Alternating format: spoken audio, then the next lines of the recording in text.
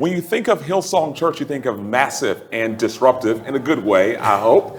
And I am here in downtown Atlanta with the new Hillsong pastor, Sam Collier. How are you doing, man? I'm so excited to be here. Me and you've been friends for a long time. It is, man. So I really feel like weird to a certain degree because you're on that side of the table, I'm on this side of the table. Right. I'm asking you questions, obviously. And when, you know, our past has always been not a pastor, but here you are a pastor. Right. I have no idea how it happened. I'm still surprised. Here we go. Are you ready, man? And I mean that because Hillsong's massive, man. I mean, are you ready for the big day? Man, so we're meeting right now, moments after our kind of private dinner. Yeah. And then moments before the big day tomorrow. And man, I'm everything you could think. I'm excited. I'm nervous. I'm expectant. Wow. I'm surprised. I mean, I'm... Well, it seems like it's been going on, I guess, your friend for a long time, but we were also in the middle of the pandemic, man. So, you know, that maybe prolonged it a little bit, I guess. How did the connection come about between you and Hillsong, man? Man, you know, Brad Lomenick. We gotta shout him out. I was a former Catalyst guy. Right, former Catalyst. I called him because it was right on the heels of me and Andy Stanley having a conversation, because, you know, I was with North Point for so long, and our initial vision was to do something through North Point. But as it continued to evolve and me and Andy continued to have conversations, Andy said to me one day, Sam, your vision is amazing. It's too important for you not to do it with the right camp. And he celebrated me. He said, listen, you got to go find your tribe. I'm going to support you through this the entire way. Whether that's me sowing a seed, doing what he said, but I really do. And he had to do that because I never would have left him. Ever. You know, the Hillsong brand, man, and I don't mean that in a flippant way, but it is massive, man. Do you feel like you fit into that massiveness, which is not even a word, man, but do you feel like you fit in? Man, you know, we were talking tonight with Pastor Darren Kiddo and Pastor Chris Mendez out of Latin America. And we were talking to our people and just saying, you know, Hillsong is a brand, but at the core, you know, it was a local church, Pentecostal in nature, but you would never know it because of the presentation. And for us, man, you know, I started off in the black church, extremely Pentecostal, and then went over to North Point, which is complete opposite. Complete opposite, like literally. And so I was hoping for a home that embodied both, you know, both houses. And so for me, Hillsong was the perfect thing because it was Pentecostal, but it wasn't super weird. I mean, can we go there? And so for me, it was the perfect home. How much did your background play into that you are their first African-American pastor out of 30 campuses, if I'm not mistaken? Am I right about that? I was trying to count the massiveness of Hillsong here. How much does that play into you being the pastor, man? And it is historic at the same time. At a time where I think a lot of folks would say the country needs it most. You know, I think for me, growing up in an all-black environment, predominantly African-American, 25,000 member church, coming out of that and going to a 40,000 member, predominantly white church, and seeing the best of both worlds, but also understanding, especially in times in which it was the most tense, why we're so separate. Has primed potentially me and my wife for this moment to try to sit out in a house that will give me the liberty. And I'm gonna tell you, that was really difficult to find a house outside of North Point that would give me the liberty to talk about some of the issues that we face today in terms of race and political division. And do you feel like division. you're ready to talk that in a country that's so divided in the middle of the capital of the South, Sam? It's Atlanta, man. Are you ready for that conversation, man? Man, I don't know that you can ever be ready. Okay. As I said, I'm nervous, I'm excited, I'm all the above. I think above all, for me, I feel that God has called us to this moment. And we're going to sit in the birthplace of civil rights and have some of these most difficult conversations that many of us find it difficult to have, and just pray for God's grace to unite us. I will tell you this, we have divorced the radicals. So that's a statement that we've made to our staff and that we've talked to, you know, all of our supporters about and members, that we're not trying to reach the radical left or the radical right. Right. We want to reach the reasonable left and the reasonable right and those that are in the middle. T.D. Jakes said this: if reasonable men stop talking, unreasonable men will own the conversation. And so for us, we want to create a place for the reasonable. You know, your theme, and I got to tell you, it's been a theme that's a big deal in my house and, down there in Atlanta. Because I live here in Atlanta, by the way. I guess I should have said that up front. Right. Come to one service. I am coming to one service. Okay. I am. You got that down. I'm going to come more than one. Okay. By the way. The theme song is Welcome Home, man. The theme song. It's Welcome Home, and I feel like it's been a theme song in our home. But the last couple of days, my daughter is like going, I want the Welcome Home song. And I'm like...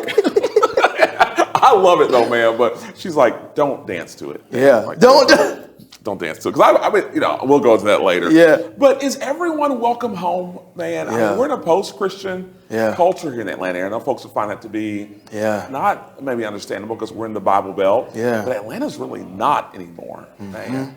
I know. Is everyone welcome home, man? Wow. I think the short answer is yes. Okay. I think the long answer is, I think because of what the church has been, not Hillsong, but just the global church in general, specifically the American church, if we just zoom down, has been for so many years. We've had, many of us, a bad reputation for not welcoming all people home, no matter what their sexual orientation is or their political affiliation. For many of us, we've not been welcoming, and I think for the church, we've got to own some of that. The national church, that we have not put out the best messages to let people know, hey, no, God does love you no matter what. Wow. And you are welcome here, and that's something we want to be about. So we're going to try really hard to welcome home everyone. Man, I would be a terrible journalist if I did not ask this question, man. And so there has been some controversy. Some would say a lot of controversy. Yeah. Some would say drip, drip, drip controversy. Yeah. Man, how has that affected you, man, in the midst of all that? And you came in right smack dab in the middle of it, Sam. Yeah, a week after we got announced. Yeah. Is when New York went down. I think, you know, for me, what I've been the most sad about is that I'm in this global movement, and we're kind of going through the orientation of meeting everyone. So you talk about 30 different countries around almost every continent besides Antarctica. And you're going to most of those, by the way. Well, pandemic, so we're going through Zoom. Yeah. And I'm talking to the pastor in Berlin. I'm talking to the pastor in South Africa. I'm talking to the UK. I'm talking to Latin America, Amsterdam, and I'm seeing all these locations that are doing amazing things being overshadowed by 10% of this organization. And I'm going, it represents 10% of what Hillsong is. It has been successful for years for a reason.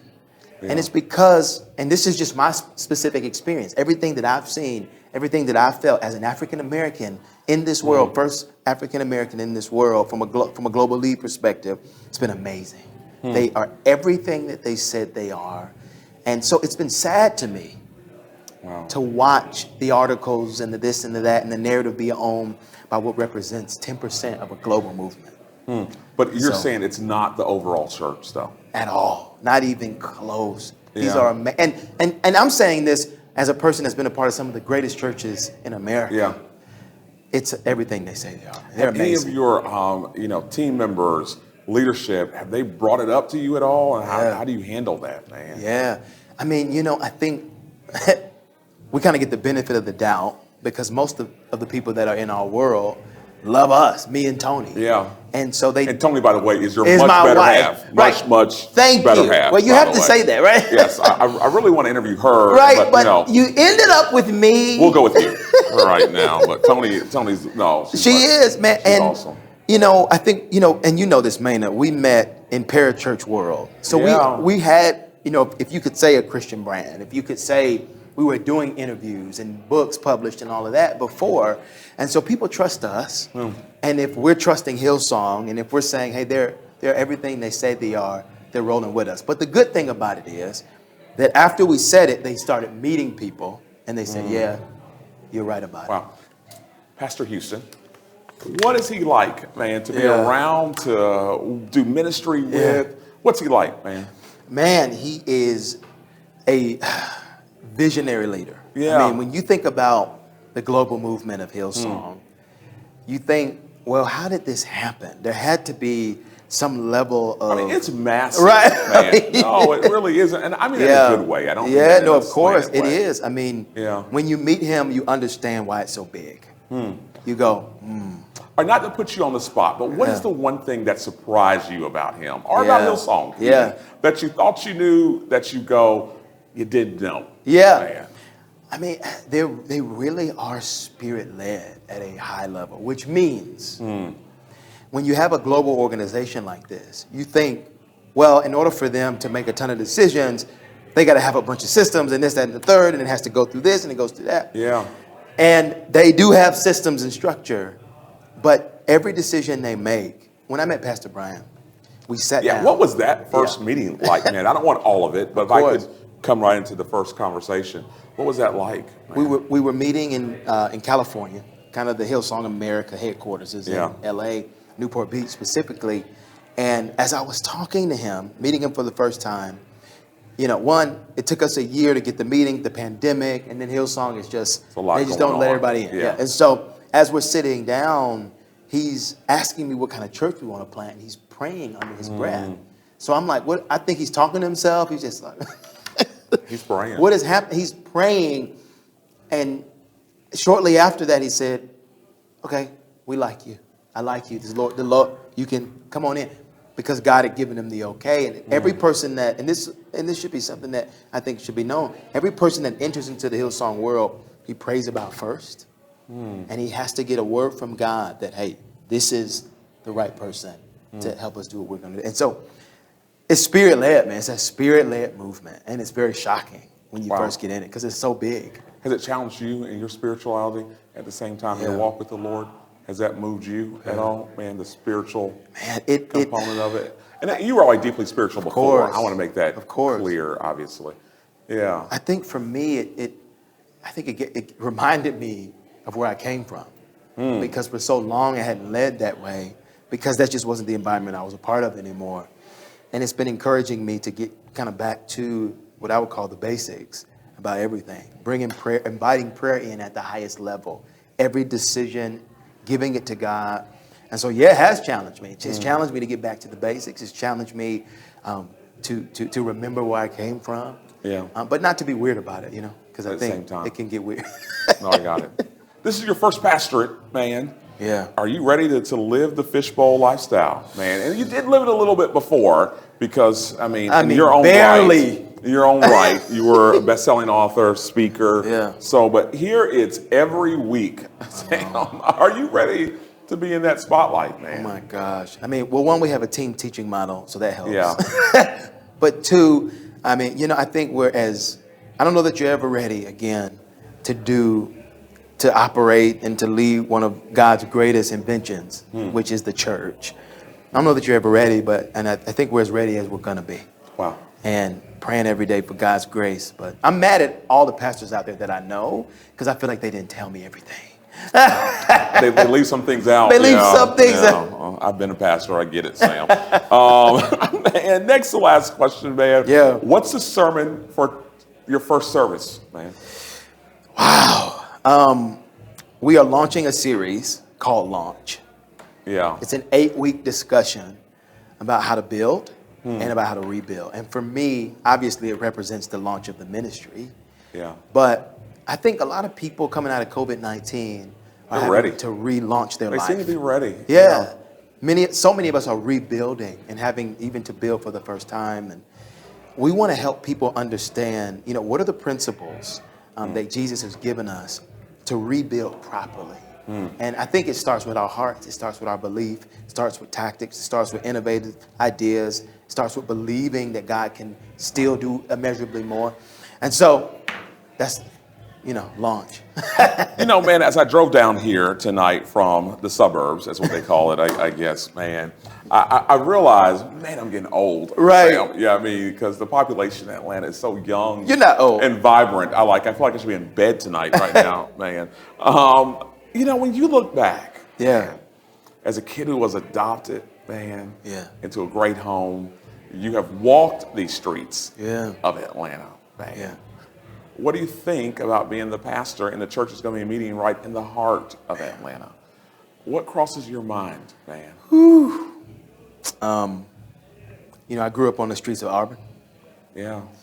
Right down the street from where MLK grew up. Dad had a barbershop right across the street from the Martin Luther King Jr. Center for Nonviolent Change. Obviously, I'm really close with Dr. Bernice King and the King family, who some of them were here tonight. It's surreal. Yeah. It's surreal to think about, I think there's a lot of people planning in Atlanta now, right? Everybody's kind of coming to Atlanta. I think for me, our core distinctive, and I can't speak for everybody else, but we love Atlanta. We love it. I couldn't imagine pastoring anywhere else. My blood is in the ground, and we want to see reconciliation take place. Also, the last thing I'll say about this is, Atlanta has been on the front lines for a long time. Over the last couple of years, politically, all eyes have been on Atlanta. It's from the news a lot lately. It's in the right? I think we would from all a movie say perspective. that. I believe God's doing something special in Atlanta. We're hoping to create a solution for the division that we find in this city, but also in this nation. That we could build a model for reconciliation that truly transcends, this generation. Well, man, I wish you well. Man, I wish you've been you doing well. this work for a while. I'm standing on your shoulders. Man, no, I feel like sitting on yours. I wish you well, man, and I'm looking forward to seeing a service. I'll be at the first one. And Will you? Yeah, but I feel like I'm at the first service now, though, with all the music in the background. The audience maybe can't hear that, maybe. But, man, I'll be there at the first one. Be an honor to have you. I will come to more than one. Will you be on a panel? Okay, we can talk offline. I'll come to more than one. Okay. Thank you, man. Appreciate it. Man.